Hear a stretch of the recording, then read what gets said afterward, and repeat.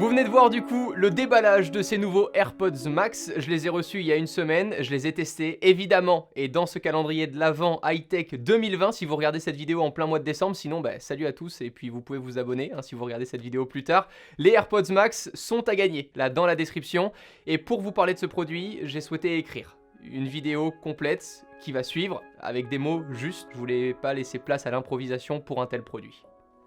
Me voici avec les AirPods Max depuis maintenant 5 jours. Lors de leur annonce, j'ai été ravi de voir enfin le premier casque audio signé Apple. J'étais en même temps très impatient de découvrir quel segment ils allaient viser et pour quels clients. Quand on teste un produit, la première chose qu'on cherche à voir, c'est la concurrence du produit en question. Avec les AirPods Max, c'est difficile de la définir. La concurrence, je la connais. Je suis un fan incontestable de Bose, de son QC35.2 et de sa réduction de bruit active. J'aime également beaucoup l'écoute du Sony XM3 que j'avais pu tester. Bon, depuis, il y a le XM4 qui est sorti. Mais les AirPods Max ne ressemblent à aucun de ces produits. Lorsque je les ai reçus, j'ai compris. J'ai compris que j'avais dans les mains un produit de luxe. Ultra luxe, qui n'a pas de concurrent direct sur le marché qu'il vise. Le produit est fait de matériaux d'exception, qui procurent à chaque utilisation une réelle satisfaction. Il se veut minimaliste, au point de n'avoir aucun logo Apple apparent, comme les vrais produits de luxe. Le vrai luxe, c'est les qualités des matériaux et la discrétion. Tout l'inverse de Beats.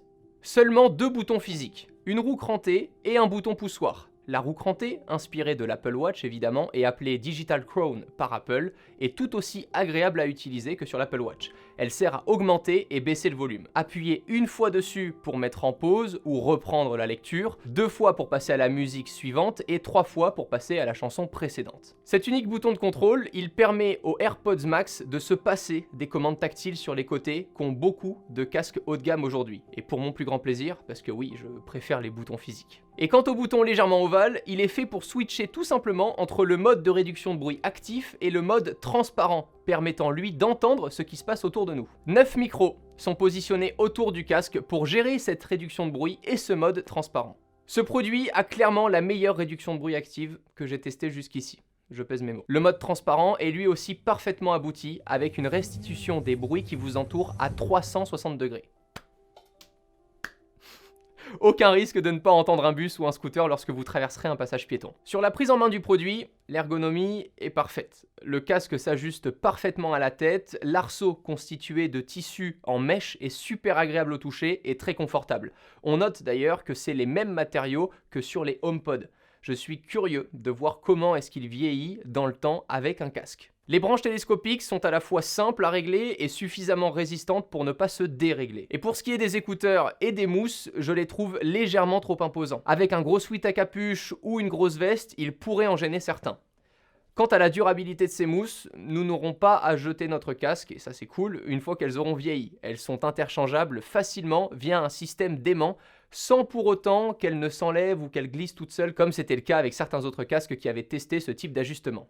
Pour le sport, vous oubliez, il n'est absolument pas water resistant ou waterproof, donc tout ce qui est sueur ou utilisation en extérieur, il ne va pas apprécier sur le long terme. Globalement, ces matériaux sont agréables, mais ils ont un prix, le poids, 384 grammes. Pour exemple, le casque Parrot-Zik, qui comporte lui aussi des matériaux plus haut de gamme, pèse 338 grammes. C'est lourd, mais c'est un choix, celui de ne pas avoir de matériaux en plastique. Ce casque ne s'oublie pas, à la fois pour son poids et pour le son qu'il délivre. Mais le son vaut le coup. Ça oui, il vaut le coup. Et pourtant, le format envoyé par nos produits Apple est un format AAC, une sorte de format MP3 version Apple. Le son qu'il retranscrit est tout de même fabuleux. Je peux tout aussi bien envoyer une musique avec beaucoup de basse sans qu'elle ne gâche les voix, et à l'inverse, écouter des musiques avec très peu de basse et obtenir une clarté des voix parfaitement ajustée. C'est un son qui est neutre. Il retranscrit parfaitement la version originale des différentes musiques que vous pourrez écouter. À l'image des AirPods Pro, ce casque intègre un processeur H1 dans chaque écouteur et une égalisation adaptative. Nous pourrons d'ailleurs modifier cette égalisation depuis le panneau de réglage de la musique. Le son spatialisé lors du visionnage de certains films est tout aussi excellent et il permet au produit de ne pas devenir obsolète dans les prochaines années. Concernant l'autonomie, 20 heures sont annoncées et c'est ce que j'ai pu constater. À savoir qu'en plus, en 5 minutes de recharge via son port Lightning, on obtient 1h30 d'écoute. Pour conserver aussi cette autonomie, ils se mettent en pause automatiquement 5 minutes après qu'ils ne soient plus manipulés. Rien à voir avec le fait de les positionner dans leur petit sac à main pour qu'ils s'éteignent, dont on n'a pas encore parlé d'ailleurs. Ce petit étui, que certains appellent sac à main, est pour moi loin d'être abouti. Il protège mal le produit et n'est pas pratique. Apple laisse là encore, et je l'espère, la place aux accessoiristes pour nous proposer mieux. Et à savoir qu'avec ou sans étui, ce casque n'est également pas pliable. Je pourrais vous parler encore longtemps des AirPods Max, et pourtant je ne suis pas un professionnel, je suis un amateur passionné. Mais si vous voulez en savoir plus, avec des données professionnelles, je ne peux que vous recommander la vidéo du youtubeur Pepe Garcia qui sera dans la description. Le test qu'il a effectué et les résultats sont vraiment conséquents et intéressants. En ce qui me concerne, je trouve ce produit exceptionnel. C'est un produit à part, qui ne remplace pas un Bose QC35 ou un Sony XM4 dans une utilisation quotidienne. Ce n'est pas un produit que je vais utiliser tous les jours dans le métro. Dans mon sofa, à écouter de la musique ou regarder un bon film avec un bon verre à la main, c'est comme ça que je compte utiliser les AirPods Max. Ce n'est pas non plus un produit fait pour les audiophiles et les puristes. Ses limites de format audio gérées par iOS et son utilisation du Bluetooth en sont la preuve. Ce produit a créé avec lui un nouveau marché, celui du luxe, couplé à de l'utilisation grand public en sans fil. Je n'ai pas mentionné une seule fois le prix de ce produit dans toute cette vidéo, tout simplement car il est pour moi anecdotique pour la clientèle visée. On cherche à s'offrir avec ces AirPods Max les plus beaux matériaux intégrés dans un casque sans fil et à l'expérience utilisateur ultime sous iOS, macOS ou iPadOS. Si avant d'acheter ce produit, vous cherchez à le comparer ou encore à taper code promo AirPods Max sur Google, vous n'êtes alors tout simplement pas le public visé. Il faut l'accepter.